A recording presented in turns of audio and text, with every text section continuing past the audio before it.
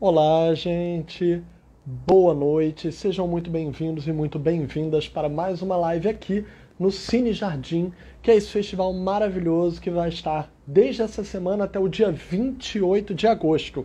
Os filmes vão começar a partir da sessão de abertura que vai ter domingo. A gente vai ter essa live especial sobre os 25 anos de Corisco e Dadá, o grande filme do Rosenberg Cariri, que vai estar amanhã com a gente, mas também domingo numa live, numa mesa completa aqui. Os filmes vão ser exibidos no site do Cine Jardim, link na bio do Instagram, e também na plataforma Cardume. A gente hoje vai debater com a Thaís Braga, que deve estar chegando aqui. Vou já procurar ela aqui para poder chamá-la para nossa live. E a gente vai poder falar um pouquinho sobre o filme dela e umas coisas a mais que eu trouxe especialmente para a gente conversar. Além disso, infelizmente, a gente precisa, repassar que assim como ontem a live começou 4 minutinhos depois de ter sido noticiado o falecimento do grande ator Paulo José, hoje quem nos deixou foi Tarcísio Meira. Ele e a esposa, a Glória Menezes, já estavam com um estado de observação, ela mais leve, ele mais grave. Infelizmente ele não resistiu e a gente teve essa despedida desse grande ator, mais um grande nome em menos de 24 horas. Infelizmente uma perda pra gente não esquecer. A Thaís chegou aqui, estamos chamando. Ver receber a Thaís. Vamos cá, vamos recebê-la. Estamos chegando. Thaís está conseguindo me ouvir? Vamos ver. Ah, pronto. Tudo bem, Thaís? Como estamos? Oi, tudo bem? Que bom estar aqui Tudo certo por contigo. aqui. Seja bem-vinda. A live está aqui para a gente poder conversar muito sobre esse filme bonito que você fez. Um filme familiar. Eu vi a sua declaração que é para sua avó, não é isso? Que você dedicou o É, filme? isso, eu sou Seu... neta, né, de duas Sim. costureiras, então tem essa relação na família. Eu queria pedir para a gente começar, com um pouco da sua apresentação. Também manda um beijo para sua avó, a gente fica encantado com isso. E podemos, tomara que ela esteja assistindo, mas se não, depois quero um feedback. E se você pudesse apresentar um pouquinho para o público em geral aqui e falar como é que foi a ideia, como é que surgiu a ideia para fazer o filme. E depois a gente desdobra algumas outras questões. Tá. Então, pessoal, boa noite. Meu nome é Thaís Braga. Na verdade, eu sou designer de formação, eu trabalho com design. E lá em Caruaru, assim, tendo convivido, né, com a questão da costura, entendendo um pouco como é que funciona e meio eu cheguei lá meio deslumbrada assim, querendo estudar moda, não sei o quê. Mas o cinema sempre teve presente assim na minha vida, sempre fui bem cinéfila e quando cheguei lá, juntei esses dois lados assim, tanto design quanto cinema. E aí no curso, na graduação, o trabalho de conclusão, eu resolvi fazer um filme, né, fazer um documentário sobre costura de facção, porque estava lá inserida naquele contexto, seria, né, o local onde eu ia trabalhar e tendo vindo já com essa carga, assim, cresci entre linha e agulha, assim, na casa da minha avó, então, assim, tenho essa intimidade e também costurava, inclusive na época eu tava com um ateliê, tipo, com as minhas amigas querendo fazer moda, não sei o quê, então juntou tudo e saiu o filme. E aí, na verdade, eu tive contato com as costureiras através da residência multiprofissional em saúde do campo, com a galera da MST também, que o filme, para quem não sabe, foi filmado no assentamento da MST. E eu fui fazendo esses contatos, né? Quando aí consegui me aproximar delas, sempre ia lá. Uma vez por semana, pelo menos, eu ia e visitava uma, ficava na casa dela conversando, sentava lá do lado da máquina e ficava conversando. E por ter essa ligação, assim, com a costura, entender, né? Conseguir falar com ela de igual para igual, eu acho que eu consegui meio que conquistar a confiança mesmo, uma amizade, né? Não é nem confiança, mas amizade, fazer amizade. E aí elas se sentiram à vontade de participar do filme. Mas assim, foi isso. Tem muita coisa para falar, mas para lembrar de agora a gente vai desenvolvendo. Gostei de ouvir isso. E eu acho que é muito curioso, né? Eu vi também uma frase que você destaca. Nós dois, vamos brindar, Eu adoro caneca, né? Eu tenho coleção de caneca, tô aqui com a do Cine Jardim. E Ai, eu amo que caneca de linda! cinema. Eu tenho caneca linda no Cine Jardim, ficou, né, gente? Eu tenho mais de Também. 300 canecas de cinema, eu sou um maluco. É decoração da casa, mas eu tenho um sistema que eu troco de 3 em 3 dias, creia. Para tentar ter um pouco de cada, né? Eu uso todas, juro. Aí a maioria das pessoas me dá presente já com caneca. Então, fica guardado que daqui a pouco a gente vai. Todo mundo está debatendo, está perguntando da caneca, a gente vai tentar ver aí o que que a gente pode fazer com os debatedores e a caneca no Cine Jardim. Ó, Ó, gostei. ó, mas eu queria aproveitar uma frase que você colocou muito bem quando eu li na sua descrição que você se sente tão designer quanto realizadora. E como designer, eu vi, por exemplo, um trabalho que você divulgou no LinkedIn, Las Lobas. E eu vejo que tem Uhum. vários trabalhos que atualizam a questão da sua tradição familiar, né, de como era a confecção caseira, de como era visto esse tipo de tradição, para como hoje a gente vê em massa, né, principalmente com aquelas imagens das várias peças, como é que nós viramos peças de manufaturados, né? Nós não detemos mais o conjunto, nós somos peças do todo. E o quanto voltamos às tradições dos nossos avós e avós com o design personalizado, como Las Lobas, por exemplo, Uhum. oferece, de acessórios, de trabalhos confeccionados personalizados. Então, como você vê esse ciclo, desde a tradição ancestral a que hoje a modernidade está bebendo de novo da fonte disso, e nesse intermediário esse uso, né, do trabalho, infelizmente abusivo, que as pessoas acabam perdendo a personalidade do que era o trabalho manual inicial. A costura, ela é um ofício, né, ancestral. Ela era ensinada como fazer comida, como lavar os pratos. Todas as meninas sabiam e tinha que aprender as chamadas prendas domésticas, né? Tem várias problemáticas sobre isso, mas assim, era um elo mesmo, né? Uma coisa de ancestral, ia passando de geração em geração. E meio que aconteceu isso, assim, na minha família. Inclusive, eu sou a única das netas que enveredou para esse lado, mas eu gostava muito de estar do lado da minha avó, acompanhando e tal. Eu tô escutando a minha voz, por isso que eu tô meio. Tá dando revés no seu áudio? Tá, Mesmo com o headphone? Que às vezes o uhum, headphone resolve, tá? tá. Aqui. Mas dá pra. É só porque às vezes eu fico. Mas a gente está te ouvindo bem, não se preocupa. Tá.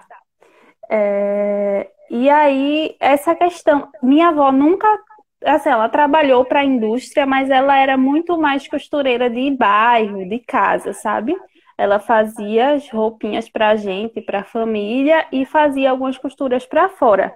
Então, são dois universos completamente diferentes, né? Quando a gente tem a Uhum. costura domiciliar de encomenda, né, que a gente fala, é uma costura muito mais.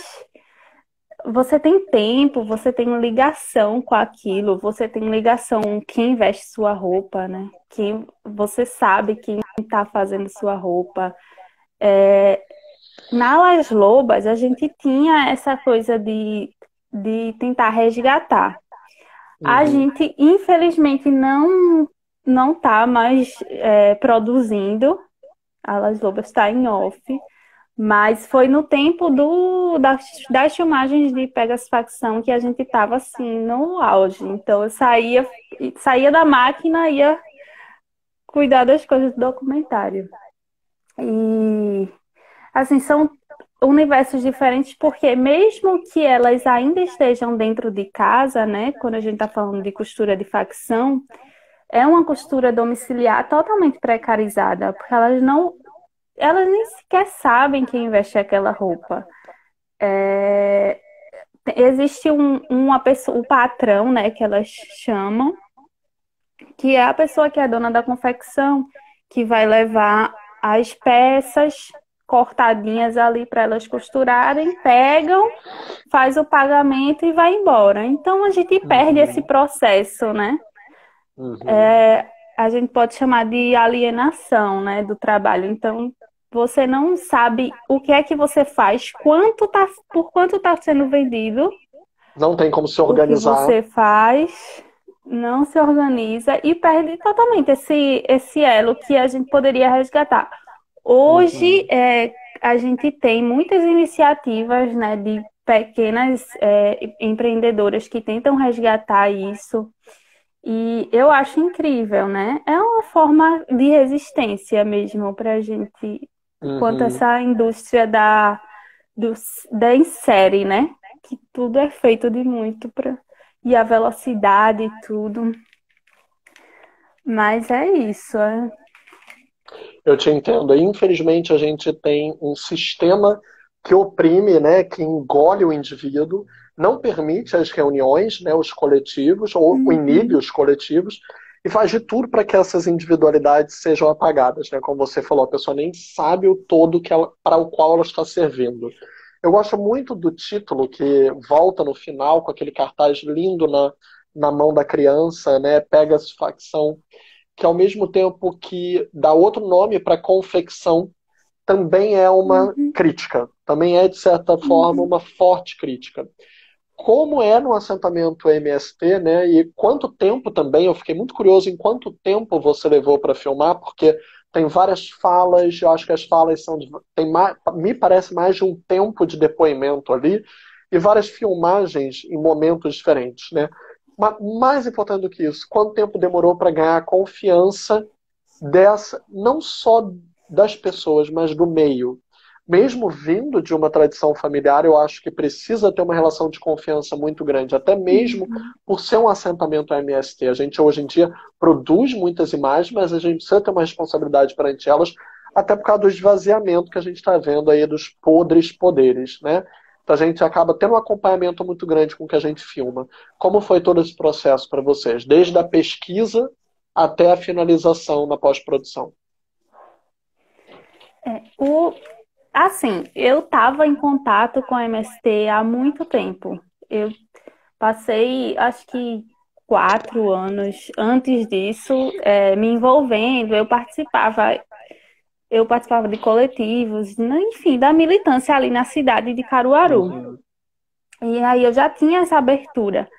Mas mesmo assim, na época, o meu companheiro, da época, no caso, que estava comigo, assim, fazendo essa intermediação, tanto com o movimento quanto com elas, porque ele é educador físico, e aí ele fazia o grupos de atividade física com elas, com as costureiras. E ele já tinha essa intimidade, né? Tava ali convivendo e me apresentou.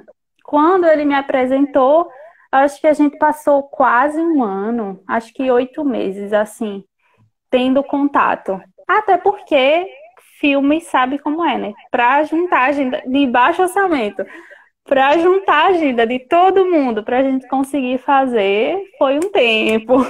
Verdade, verdade. Então, assim, a gente foi conversando. Tanto que no começo eram alguns personagens, aí depois a gente Uhum. mudou. Na hora teve gente que desistiu. Enfim, foi aquela coisa. O assentamento ele é pequenininho, mas assim, todas as casas, acho que 99% são costureiras. Então, a gente conseguia circular bastante, assim. Uhum. No final, né, no corte, a gente quis trazer essa questão da mãe e filha, mas lá a gente conseguiu. Sim, isso a gente filmou uma semana direto, assim, a gente fez uma imersão, porque Uhum. a gente ficou em outro assentamento que tem hospedagem e tal, e a gente conseguia ir lá no Via da Morta mais facilmente. E aí a gente ficou. Mas como tu falasse, essa questão de ter a confiança é muito. Assim, a gente se preocupou muito com isso. Tanto que a gente, no final, fez uma equipe, né, só de mulheres, justamente porque a gente tinha essa preocupação de estar entrando numa casa, né, num espaço familiar. Então, assim, querendo ou não, o machismo é muito forte. E, assim, a gente tinha que ter, como, como é que eu posso falar? Autorização dos maridos em algumas. Então, assim, era uma questão bem Te delicada. E a entendo. gente filmou do intervalo do primeiro turno para o segundo turno da eleição. Então, assim, estavam os ânimos bem à flor da pele. Então, antes de começar a filmar, a gente sentou para conversar e foi uma coisa que eu coloquei, assim, tanto a questão da gente estar vestida mais discreta, não trazer muito, enfim, né? Muita coisa muito pano para manga. Porque mesmo que a gente saiba que, na teoria, né, o território não teve tanta polarização quanto o Sul, né, independente disso, era melhor sempre ter ali um comum acordo, até para que a Sim, filmagem mas pudesse se fluir, não era tanto, mas tinha. imagino. Mesmo num assentamento do MST, que você imagina que não, mas tinha. Enfim, mas assim, foi bem tranquilo. A gente foi recebida com muito carinho, assim. A gente ficou amiga mesmo, levou para almoçar, não sei o quê, uma das costureiras. Inclusive, tem uma cena que ela tá Legal. meio que se arrumando. A gente tá levando ela pro outro assentamento para almoçar, porque ela queria espairecer. Excelente isso, diegético. Os bastidores se confundem com a filmagem e transformam ela. Uhum. Amei isso. Mas, por exemplo, vocês acabam entrevistando um bom número de pessoas, mas eu imagino que vocês devam talvez ter entrevistado outras que tenham ficado de fora. Como foi selecionar as personagens ideais? A gente sempre, quando vai cortar, né, sempre fica com aquela coisa, poxa, deu tanto trabalho, foi tão bom, não sei o quê. Mas a gente reconheceu a importância da narrativa e eu, assim, tenho que mencionar tanto Tuane, né, que foi montadora, quanto Cilara Silvério, que é incrível, assim. E Cilara disse, e aí, por que que a gente não pega esse link da mãe e da filha e é isso? Guia, né? Aí eu pensei. Vamos. E aí ficou massa, assim, porque, na verdade, a gente filmou em uma semana, mas a gente dedicava um dia para cada costureira. E assim, foi minha primeira experiência. Eu tava super nervosa. Então, assim, a gente teve que fazer realmente esse trabalho de vamos deixar só as melhores falas, né? Verdade. E aí acabou acontecendo. Mas foi muito massa porque a gente tinha aquilo. Na hora da filmagem, a gente não atentou tanto, né? A gente pensava mais na diversidade. Não, vamos trazer a diversidade de fala. Então, a gente tinha costureira grávida, tinha costureira, tinha mulheres negras, tinha. Enfim. Mas a gente, na hora de montar, a gente tentou realmente pegar esse link da mãe e da filha e da questão ancestral, até porque a gente estava falando de um filme que eu também trazia muito essa coisa da minha avó, então acho que Eu imagino. Tinha algo muito próximo, né? Então, continuar uma narrativa familiar era bastante consonante com a própria proposta, né? Eu vou ler uma coisa aqui do projeto de vocês. Eu pergunto também, já que hoje em dia, mais do que nunca, a gente está com problemas de políticas públicas de investimento, né, Uhum. patrocínio do cinema em si. O documentário ele foi resultado dos projetos de graduação em design, tanto o seu quanto da produtora também, a Camila Barbosa, e no campus da UFP, né? E a realização desse filme foi possível devido ao financiamento adquirido pelo prêmio Naide Teodósio, de Estudos de Gênero, Ano X, SEC Mulher, PE e FACEP, na modalidade roteiro para documentário digital de curta-metragem. Como a gente hoje em dia está com o esvaziamento dessas políticas públicas, eu pergunto quão importante foi vocês terem ganho esse prêmio, como foi para vocês e como você vê hoje a realização, né? Seria possível sem ter tido essa forma de impulso? Como vocês veem? Como vocês pretendem fazer próximos projetos? Vocês já estão procurando por um financiamento? Então, por causa desse esvaziamento da Cinemateca, né, e o incêndio precário, Uhum. seria interessante a gente falar um pouco sobre isso também, né? Essa parte mais extra-campo estrutural. Ve- Eu venho de uma família que a gente não tem condição, não tem grana, não tem. Enfim, a maioria da minha equipe vem disso. A gente estava lá no corre. Eu e Camila, nós somos bolsistas, né? Fomos bolsistas o tempo inteiro na universidade. A gente só estava lá em Caruaru por causa de políticas públicas.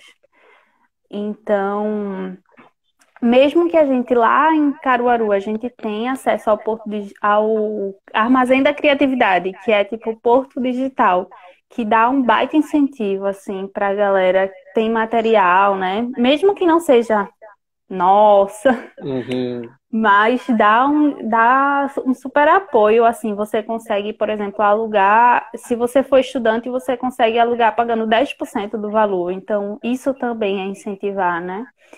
E a gente ir lá em contato com os nossos professores, inclusive minha orientadora, Amanda Mansur, foi a maior incentivadora, assim, ela bote no Nair Teodósio, bote.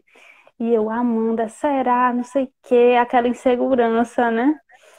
Tanto que quando a gente recebeu a notícia que saiu lá no jornal, o nomezinho, assim, nossa, foi incrível, incrível, porque eu queria fazer de qualquer jeito, mas eu não sabia como eu ia fazer, ia tirar dinheiro da onde?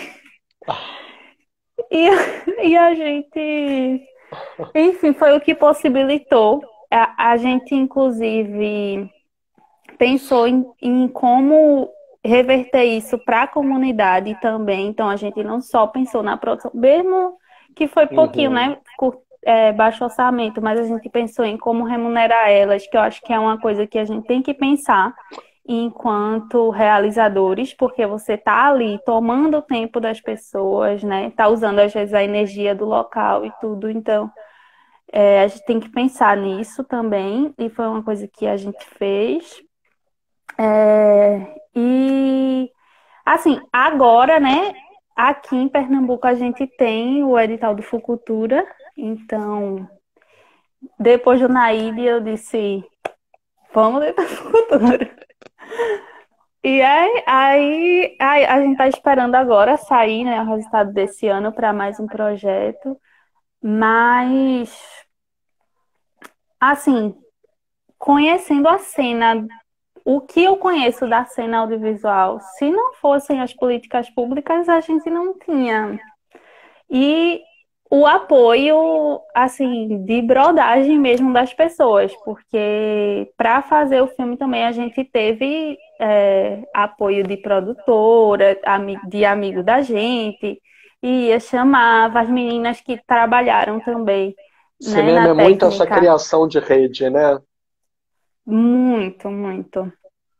E aí é massa porque é o que move, né? E a gente quer fazer por estar fazendo. Ninguém faz cinema para ganhar dinheiro, ninguém faz cinema para.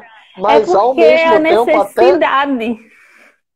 até mesmo quem ganha dinheiro com isso costuma tirar as novidades de quem faz sem dinheiro, né? A gente sabe bem. Eles estão É, sempre antenados com quais são as inovações artísticas, quais são as expressões, quais são as novas experimentações, vão lá, cooptam, às vezes até contratam uma ou outra pessoa que sai da novidade e botam no sistema. Mas o sistema não sobrevive sem esses respiros.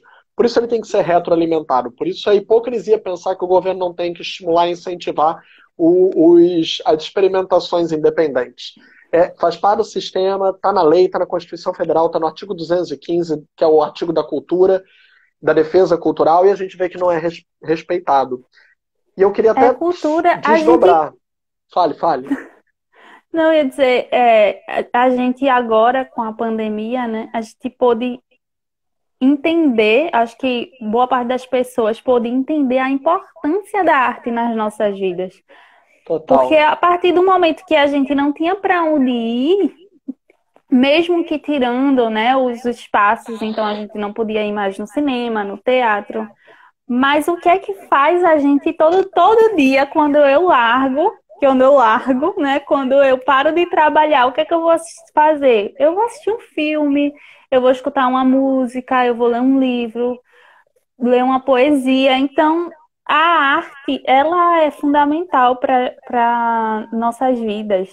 Verdade. E aí a gente pensar que o poder público não tem, fora que são vidas, né? A gente come, a gente veste, a gente paga aluguel, a gente faz tudo, mas o nosso trabalho é trazer isso para as pessoas, né? Trazer arte para as pessoas. Então, infelizmente, a gente está nesse desgoverno, né? Que não consegue não é entender, é um projeto, né, na verdade. É um projeto, eles querem não entender, né? Exato. Na verdade, eles entendem, mas eles fazem o que a gente não quer que eles façam. Pesadão, só Isa nos entende. Mas o que eu ia perguntar até, você, como citou muito bem, a sua equipe é predominantemente feminina, uma equipe de mulheres, falando sobre uma força muito grande familiar, matriarcal. Então eu queria perguntar também a diferença que faz ter uma equipe cercada por esse olhar que gira em torno da proposta, que gira em torno dessa própria vivência que está no filme. Como foi para você estar cercada disso e o quanto isso também assegura o próprio projeto para se sentir seguro, né? Eu acho que não tinha outro jeito, na verdade, de ser feito. Tinha que ser por essa visão. Porque era uma coisa que eu idealizava desde o início, né? Eu não quero fazer um documentário de denúncia somente, né? A gente está falando de uma problemática super séria. Inclusive, acho que a mais importante, a que mais precisa ser falada dentro da cidade de Caruaru. Mas eu tinha essa ligação. Então, a costura para mim sempre foi esse ofício de conexão mesmo. E de mulher para mulher, né? Eu vim trazendo isso das minhas avós. Então, na prática, trabalhar com mulheres, assim, para mim, eu vou dizer a palavra que não sei outra, é incrível. Porque a gente consegue se entender muito bem. A gente não. Assim, não sei se é com todo mundo, tá, gente? Não sei se é em todo set de gravação que vai ser assim. Mas em todas as experiências que eu tive trabalhando com mulheres, é de olhar no olho, é de se entender, é de ter uma companheira ali. Tanto que eu acho que assim, todas as meninas foram incríveis, mas, e assim, eu tinha contato já com Camila, tipo, eu cheguei em Caruaru, ela foi a primeira pessoa que me recebeu, Tuane também, mas Cilara eu não tinha contato. Cilara foi uma pessoa que eu chamei porque eu gostei muito do trabalho dela, e eu disse, eu preciso. E quando ela chegou lá, a gente se conectou de uma forma que ela, vamos lá, é assim. Ela chegava, Thaís, vamos lá. Ela me ensinou tudo, assim. E não era de uma maneira de você tá fazendo isso, olha isso aqui, não sei o quê, que às vezes rola, né? Quando é uma energia muito ali no set, tá muito Mas a gente teve essa coisa de realmente pegar na mão, né? Eu sei que tá em desuso o ninguém segura a mão de ninguém, porque todo mundo já soltou, mas foi meio que isso, né? Vamos pegar na mão e vamos junto. E até hoje a gente é assim, né? Bom. Faz 2 anos que a gente lançou o filme e a gente é assim, ó, e aí, como é que faz isso? Me explica. Vamos. É tipo assim. E E foi incrível também, porque as costureiras também se conectaram com as meninas. As netas das costureiras lá também. A gente meio que Uhum. fez oficina de fotografia na hora, assim, deu a câmera para elas. E é o máximo, Então, porque dirigir criança não é fácil. Até é uma coisa que eu ia perguntar, mas já insiro agora, já que você mencionou elas. Como foi isso, né? devo tudo à minha produtora, Camila Barbosa, que ela ia lá. Gente, vamos pra cá, vamos pra cá.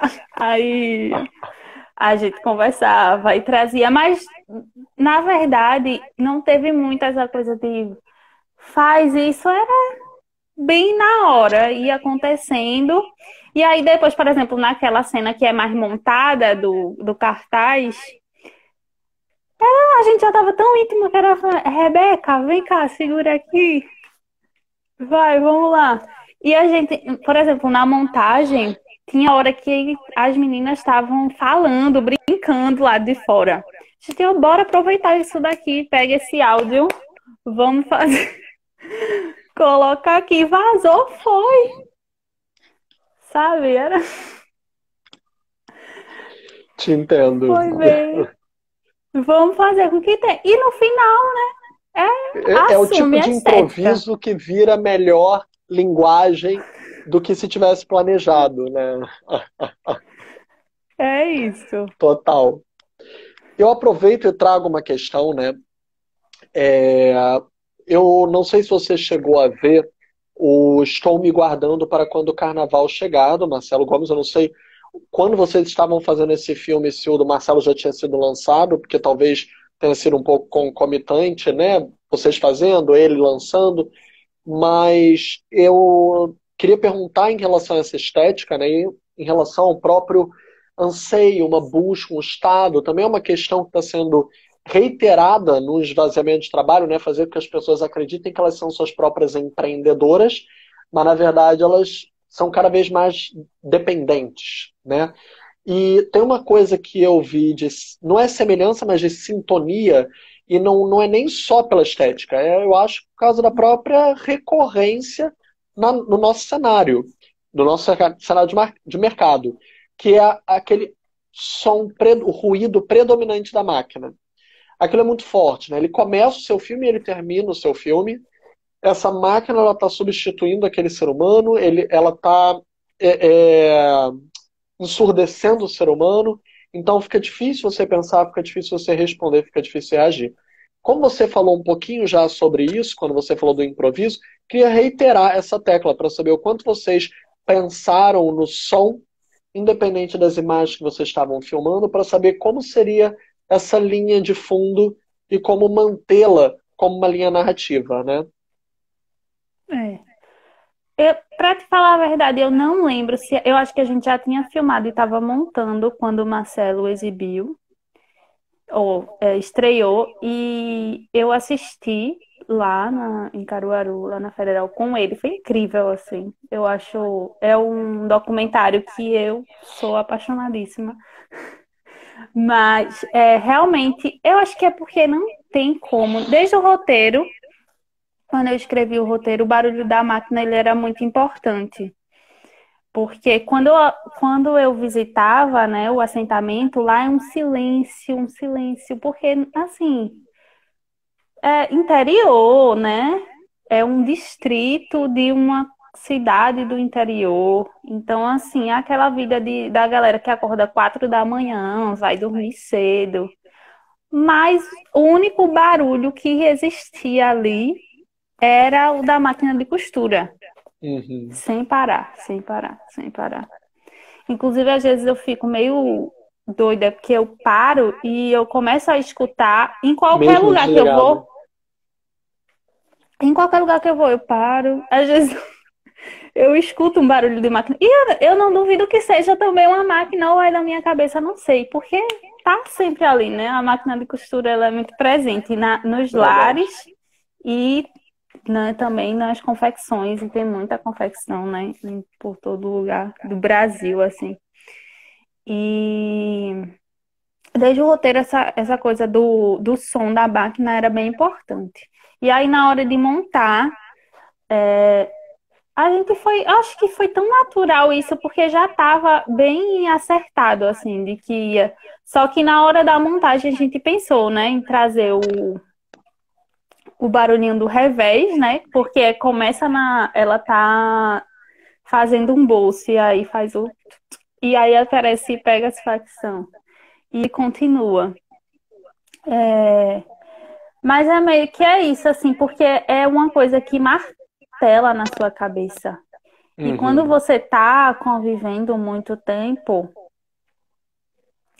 aquilo fica ali remoendo, sabe? E eu tinha, pronto, quando a gente começou a filmar, eu tinha acabado de comprar minha primeira máquina industrial para Alas Lobas. E aí eu tava encantada, porque ela é grande, né? E é aquela coisa assim de. E é um barulho, tipo, eu tava em casa, eu botei na minha casa, e aí aquele barulho de indústria. Uhum. E aí foi bem isso, assim, foi bem natural essa coisa de usar o som da máquina, porque é Imagino. muito marcante. Não sei se tu chegasse a ver, porque tu pesquisaste bem, né? Eu, eu fiz um texto uma vez que eu comparo o som da máquina de costura Singer preta da minha avó, que é aquela máquina industrial bem antiga, com o barulho da máquina industrial realmente da produção, né? Que é totalmente diferente. Sei lá, o barulho que eu me lembro da máquina de costura da minha avó vem de um lugar do emocional, assim, do saudosismo, daquela coisa. Uhum. E quando eu penso no som da máquina industrial, eu penso na agonia, não? Já dá aquela ansiedade, Imagino. né? Dá para sentir a diferença, né? É profunda, né? Dá no osso, dá na espinha.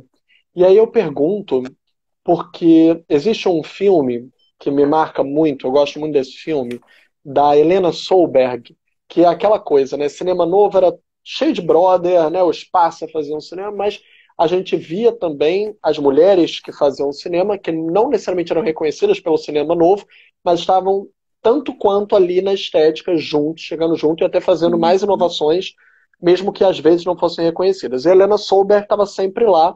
Ela fez aquele filme A Entrevista, que é até um curta média-metragem, né? E ela fazia entrevista com várias mulheres na época da ditadura militar, que tinham visões extremamente diferentes, né? Uma falava sobre idealizar o casamento, a outra dizia não, a mulher não precisa do casamento. Então eram visões, algumas diziam não, ter filho é necessário, outras não, não quero ter filho, que para 1960, né, ali a década, era paradigmático a gente ouvir tantas visões que não eram necessariamente, não chegavam a público normalmente. E aí as mulheres acabam dando para trás e dizem: a gente não cede às imagens. Cedemos a voz, mas não cedemos a imagem. E isso foi paradigmático para a época, porque elas podiam falar, depor, mas não queriam mostrar quem eram para que a sociedade não soubesse quem estivesse falando e julgassem elas. O seu filme ele faz, de certa forma, essa maneira descasada entre o som desculpe, e a imagem, mas não necessariamente para ocultar uma identidade como naquela época. Muito pelo contrário, eu acho que aqui demonstra a multiplicidade dessas mulheres. Poderia ser aquela e muitas. Uhum. Então, de onde veio essa decisão também, né? E um pouco como foi na hora da montagem, junto com uma equipe tão cheia de mulheres, decidir quais imagens casariam com quais depoimentos. Porque eu achei imagens ali muito potentes, como quando a mãe, por exemplo, está penteando o cabelo da filha, e depoimentos extremamente contraditórios, que dão direitos, dizendo, não, eu tenho que. Acho que quando tiver 8 anos, eu ensino minha filha. Ah, mas eu não quero que minha filha siga meus passos. Quero que minha filha estude. Ah, e como eu queria estudar? Mas se eu estudar agora, eu tenho filhos. Então, como foi casar o descasado? Essa coisa de mostrar o rosto foi uma preocupação no início, porque a gente tinha alguns problemas lá porque é uma loucura, mas o governo federal ele não entende que a mulher pode ser agricultora e costureira ao mesmo tempo. Então, você só pode ser uma ou outra para alguns programas sociais, não sei o que, não sei o que. Mas a verdade é que a costura lá é sobrevivência, né? A maioria das pessoas saem da agricultura para entrar na costura por causa tanto do período de seca, quanto porque também não tem políticas públicas para incentivar a agricultura Uhum. num local tão difícil quanto o Agreste, né? Que lá mal Verdade. chove, enfim.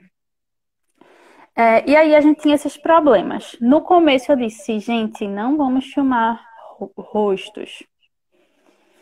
E aí, porque eu pensava assim, a gente tá falando da classe das costureiras. A gente tá falando de mulheres costureiras. A gente não tá falando de fulana ou cicrana. Enfim, a gente tá falando são várias histórias, mas que se Uhum. repetem. E eu tinha essa preocupação porque eu queria que fosse o coletivo e não o individual, né? E aí a gente já pensou, vamos trazer essa coisa de não mostrar o rosto. Mas aí na hora da filmagem, e era uma preocupação porque eu não queria expor. Uhum. Mas aí, na hora das filmagens, elas foram ficando à vontade, à vontade, à vontade. E a gente foi conversando. E no final, acabou que elas estavam super. E elas estavam amando ser filmadas. Então, ficou aquela coisa: eita, e agora? O que é que a gente faz? Vamos assumir. Porque Uhum. a gente tinha imagem sem rosto e tinha imagem com rosto e mostrando e joga água. Então, a gente quis realmente fazer esse jogo de ser são várias histórias, né, de ser podendo ser encaixada em vários personagens. E também para trazer essa um pouco de preservar, sabe? As pessoas, Uhum. preservar os personagens. Então acabou que ficou, mas no começo era isso, de não mostrar. Inclusive, eu pedi meio que orientação assim a uma professora que agora é Ana Gabriela Barros, eu acho o nome, que ela fez um documentário que chama Celas, Eu que amo ela esse usa. filme. Eu transcrevi uma palestra dela e que eu falei com ela justamente a mesma questão que a gente estava falando agora da Helena Solberg, porque no Celas eu me lembro muito bem o que ela passou. Ela não podia Não podia. filmar dentro das celas, então ela entrevista com o microfone escondido e ela podia filmar na hora do intervalo, no pátio, nas áreas comuns, a hora da socialização entre elas. Então, mas a maioria dos depois. Só que ali as guardas, todo mundo está do lado, então ninguém falava coisas muito profundas. Na hora Uhum. da coisa profunda não podia ligar a câmera, então gravou separado. Total me lembro. Eu adoro esse filme. Celas. É um C entre parênteses e elas. Isso. Eu tive a oportunidade de conhecer ela na Socine, assim, no encontro da Socine. E aí eu Idem. A levei. gente estava lá então, hein? Porque eu transcrevi a fala dela na Socine. Ah, olha, Foi qual das Socines? Foi a de qual edição? Foi a da. foi Foi da de Jampa? Paraíba. Ó, Foi ó, estamos na mesma sala! na mesma Essa foi sala. muito legal. Oxe, massa. Aí eu levei esse incômodo pra ela, né? E Uhum. aí a gente trocou alguns e-mails e tal. Ela, não, super se jogue nisso e não sei o quê. E aí acabou que depois mudou, né? Mas ficou Uhum. legal. Trouxe essa questão de ser várias vozes, né? Representando Vai Isso ficou registrar. muito especial, porque eu acho que hoje em dia, né, a gente tem tantos recursos, tantos com o documentário, seja de grandes tradições, né, de um Marcelo Gomes, de um Coutinho, de Maria Augusta Ramos, de Petra Costa, tantas linguagens completamente diferentes entre si, do ensaio, a poética, até mesmo para citar a cineasta pernambucana, né? A Déa Ferraz, a Uhum. Renata Belo Pinheiro, que apesar de fazer longas de ficção, a Praça Walt Disney é um documentário, né, poético, né? Então, a gente vê o próprio Pernambuco, cineastas mulheres realizando com linguagens completamente diferentes do ensaio, a performática. Então, tipo, quando eu vi você usar esse recurso, esse dispositivo, eu vi você inovando um campo que poderia ter sido simplesmente um filme de entrevistas e virar um filme de observação, mas com reflexão, com uma proposta. E eu vejo que cresce muito a linguagem, porque usa da imaginação do espectador para preencher as lacunas. E aí que eu falo até o principal, né? Se você lê se a gente lê a sinopse, né? Deixa eu pegar aqui de novo, que eu tinha pegado para ler aquela outra questão. Eu sei que é meio óbvio, até para o espectador que está nos ouvindo, né? Ler a sinopse é importante, gente. Vocês vão entender o porquê. Quando a gente pega a sinopse, por exemplo, do filme, você começa logo, a primeira frase da sinopse que vocês escrevem é a sinopse de vocês mesmas. Vocês descrevem em uma região onde a seca dura a maior parte do ano e a agricultura familiar não garante o sustento, mãe e filha veem como uma única saída a costura domiciliar terceirizada na zona rural de Caruaru. Começa falando sobre a agricultura familiar, que não dá o sustento na seca, só que você só mostra a agricultura na última terça parte do filme. Eu acho isso muito interessante, né? Você inverte os códigos de Uhum. cognição padrão do que a gente entenderia a mensagem. Eu não preciso ler a sinopse para entender o filme, mas uma vez que eu a leio, você me dá uma narrativa que é completamente fragmentada para que nós juntemos o quebra-cabeças, né? Eu até pergunto, até onde foi o recorte, né? Porque tem a agricultura familiar, tem a costura, tem a família, então tem o trabalho, tem o núcleo, tem a terra. Aonde vocês decidiram, tem o MST, que é uma instituição ainda maior do que esses três arquétipos isolados ou em conjunto. Aonde foi o momento que vocês decidiram? Não, isso tem que estar em foco.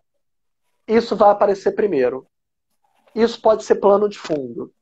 Isso vai ser só sutileza. A gente não vai aqui fazer um panfleto do MST, não precisa toda hora. Então, mas são símbolos muito grandes. Uma vez evocados, eles dão algum sentido. Como foi decidir entre eles e como usar a força que naturalmente vem deles. Então, a gente vai falar um pouquinho de design, porque a, o meu TCC era para usar uma metodologia de design para desenvolver um documentário. Uhum, Inclusive, agora eu vou começar o mestrado, que eu quero continuar estudando sobre isso. Entender onde é que tem design no cinema. E aí, eu já vim, né, dessa raiz do design de formular o pensamento de uma certa forma, que é a gente faz muito brainstorming, usa muito post-it para separar fala, para poder ver, né, visual. E aí, o que aconteceu? Eu separei tópicos, né, que eu queria abordar. Então, tanto uhum, na questão teórica do meu TCC, então eu tinha que falar sobre trabalho domiciliar, eu tinha que falar sobre costura de facção, sobre trabalho uhum, terceirizado, enfim, todas essas categorias, né, que são bem importantes. E aí eu tinha que perguntar a elas de uma forma que elas entendessem a minha pergunta. Eu não ia falar.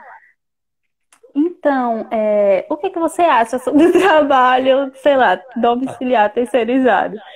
Então, eu ia trazendo, né? Formulei a entrevista meio que em uhum. tópicos e aí eu ia na hora, né? Como eu tenho essa coisa da costura, eu conseguia, na hora era mais natural fazer as perguntas. E aí, depois que a gente teve esse material inteiro, já lá foi a bonita decupar tudo, né? Então, transcrever entrevista e tudo. E aí eu ia pegando ligações nas falas. Aqui ela tá falando isso, mas tem trabalho domiciliar aqui. Uhum, Tem costura de facção, tem a questão uhum, da agricultura. E aí eu ia montando isso em post-it. uhum, A gente vai montando.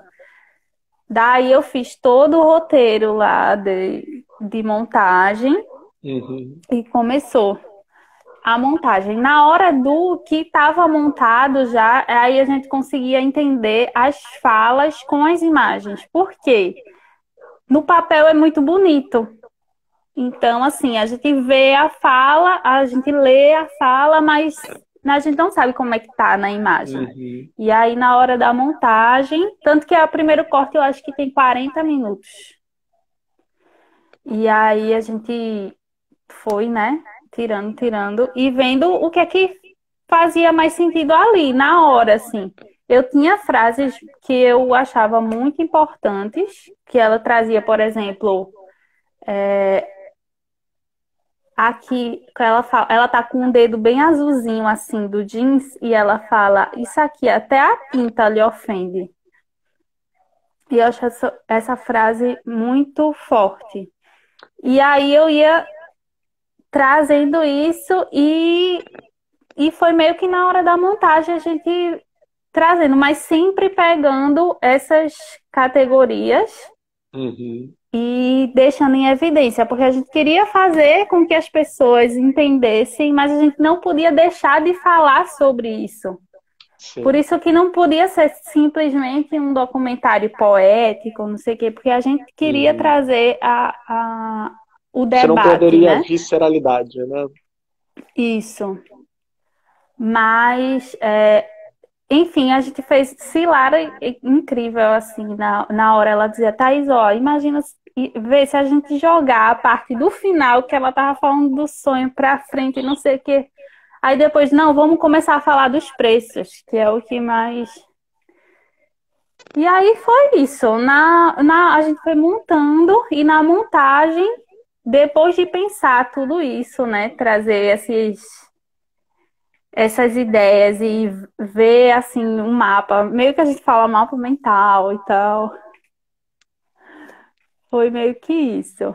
Mas Olha, o Fábio Campos está elogiando aqui nesse instante no chat justamente essa elaboração que você falou. Falou que elaboração sensacional, muito massa. Só para falar. ai, obrigada. Porque dá para ver que realmente é um esforço muito grande ali. Porque são arquétipos que poderiam engolir o filme ou torná-lo didático demais. São dois perigos que você tinha. Uhum, Virar um filme do MST, por exemplo, e isso não é uma questão, mas ele não seria a sua autoralidade, ele seria um filme do movimento, o que poderia ser, nada demais, mas aí seria uma escolha, e poderia ser um filme nesse sentido institucional. Ou poderia ser um filme didático, quase escolar, que também são necessários para a gente entender, para a gente hoje em dia ter de fato nas escolas, porque também nós estamos muito leigos na nossa formação e educação, principalmente com o cinema, através do cinema, das nossas várias regiões, dos nossos vários tipos de trabalho, que senão justamente se chega numa sociedade leiga que permite o esvaziamento do direito trabalhista, como se está vendo a precarização atual, ou você mantém a sua autoralidade, tem uma proposta e um dispositivo, que é o que se percebe que vocês decuparam, e não perde a linha narrativa para que se conte uma história. E através dessa história, ao invés de simplesmente a pessoa aprender, ela vai sentir. E ao sentir, só uhum. ao sentir, ela vai poder se colocar no lugar do outro. Então, acho que tem uma potência muito grande nisso. E isso eu acho que vocês alcançaram muito bem. Né? Aliás, deixa eu só recomendar e relembrar as pessoas aqui, que é uma coisa que a gente está fazendo todo dia de debate, tá, Thaís? Em primeiro lugar, Tá. muita gente está aqui, como essa live está espelhada na Unicap, ela está em outros lugares, as pessoas esquecem de seguir a página do Cine Jardim. Gente, tá assistindo a live? Tá assistindo por outro lugar? Tá espelhado em outro lugar? Segue a página do Cine Jardim. Não só. Aproveita, como a gente estava falando todos os dias, é um festival online. Está sendo exibido no site do Cine Jardim e na plataforma Cardume. Começa no dia 14, com o filme de abertura. Corístico e Dadá, do Rosenberg Cariri, que vai estar amanhã aqui conosco às 8 da noite. Porém, assistam ao filme da Thaís, Pegasus Facção. E ele vai estar disponível a partir da semana que vem no site e no Cardume. E depois vão até ela e conversem com ela. Porque a gente pode não estar tendo sessão presencial, mas o online também aproxima a gente. O Instagram, ó, tá vendo a live aqui? Vai lá e fala com a Thaís. Thaís Braga, e como é que é o finalzinho que é diferente do seu... DC. DC. É @Thaís Braga DC, vocês vão achar a nossa Thaís Braga aqui. E viu o filme, assistiu, não precisa ser só crítica, pode ser uma história pessoal, nossa, eu tenho alguém na minha família, eu entendo, eu conheço essa situação, essa história. Vem, conta pra ela vai adorar saber disso. Vai ser como se a gente tivesse uma sessão presencial, quando a gente sai da sala de cinema e fala, peraí, eu queria tanto falar contigo, você não faz ideia, eu tenho uma história pra te contar. Então, assim, tragam isso pro online, gente, não deixa de trazer não, tá? Então sigam a Thaís também, tá? @Thaís Braga DC. Não deixem de falar Pode isso. seguir. Meu Instagram é desbloqueado. Falo com todo mundo. Ó, é super receptiva, gente. E aí, Thaís, queria aproveitar e, já que a gente está chegando quase no bloco final, não só para você convidar o público para assistir seu filme, mas também, livremente, falar se você já está com próximos projetos e trabalhos por vir aí, se puder falar um pouquinho sobre eles. Então, gente, vão lá assistir, pega essa facção, assim. Eu tenho ouvido muita gente que vem conversar mesmo, falar, nossa, eu me lembrei tanto da minha avó, eu me lembrei da minha tia, da minha mãe. E a gente precisa falar sobre isso, a gente precisa ter um olhar atento para o que a gente veste, ó, todo mundo aqui com a sua roupinha, vamos entender de onde é que vem isso, né? E principalmente no Agreste Pernambucano, que é uma região que, enfim, é o segundo maior polo de confecção do país, é muito importante para a economia e a gente não sabe de onde vem, né, nossas roupas e é importante a gente saber sobre isso. Além de, enfim, ter esse momento de assistir um curta, de apoiar o trabalho dos artistas independentes. E eu tenho um projeto, tá? Ele tá em tramitação aí. Estamos esperando algumas respostas. Vai ser com uma companheira, né? A gente vai dividir a direção. Vai ser uma nova experiência. E a gente vai falar de uma coisa que agora não é mais no Agreste, mas que é muito importante na região metropolitana do Recife. Para quem não sabe, eu sou de Igaraçu, eu sou quase a última cidade da região metropolitana. E, enfim, trazer um pouquinho dessa raiz agora, desse lado. Mas ainda não posso falar tudo, porque ainda não estou esperando. Mas vai ser legal, vai ser bem diferente, mas vai ser legal. E vai utilizar de novo a experiência de designer gráfica também no cinema? Com certeza. Eu acho que não tem como. Entendeu? Eu já penso assim, eu já raciocino como designer, então não tem como. Eu sempre digo isso, né? Para todos os nossos alunos de cinema, eu sou professor na Academia Internacional de Cinema, e muita gente vem para a gente, até como é um curso de direcionamento mais técnico, né, do que acadêmico, muita gente vem para a gente já de outras áreas ou com outras formações. A gente sempre fala que isso é um diferencial. Então, a pessoa que vem da antropologia, ela vai ter um saber muito específico para pesquisa. A pessoa que vem, por exemplo, da arquitetura, da engenharia, e vem gente, tem um olhar para cenografia, tem um olhar para fotografia, por causa dos ângulos, da construção. Então, tudo é útil. Tudo, tudo, tudo. Então, sempre saibamos aproveitar nossas maiores qualidades, nossa bagagem em acervo, e eu vejo, foi bonito ouvir isso, porque eu vejo a sua expertise de designer gráfica usada nos seus projetos para otimizar os projetos. Você está de parabéns com isso. Muito. Tá? Eu tenho certeza que a gente vai estar vendo uma carreira ascendente que vai trazer muitas outras coisas para nos surpreender por aí. Vou ser feliz. Mais uma vez, muito obrigado, Thaís. Foi um prazer imenso estar aqui, foi uma honra. E a gente vai querer ouvir mais. E convida aí a galera para que amanhã também, se você quiser, por favor, vamos estar aqui com Rosenberg Cariri, Sim. nosso grande mestre do cinema. É pedra fundamental para o Amanhã vai novíssimo ser cinema do aula. Nordeste, do Ceará. Gente, uau. E eu devo acrescentar uma coisa, não sei se eu posso falar, mas eu tenho algumas surpresinhas para surpreender o Rosenberg. E eu acho que o público vai gostar, porque a gente vai ter, digamos, participações especiais da carreira dele para vir homenageá-lo. Arquivo confidencial. Arquivo confidencial.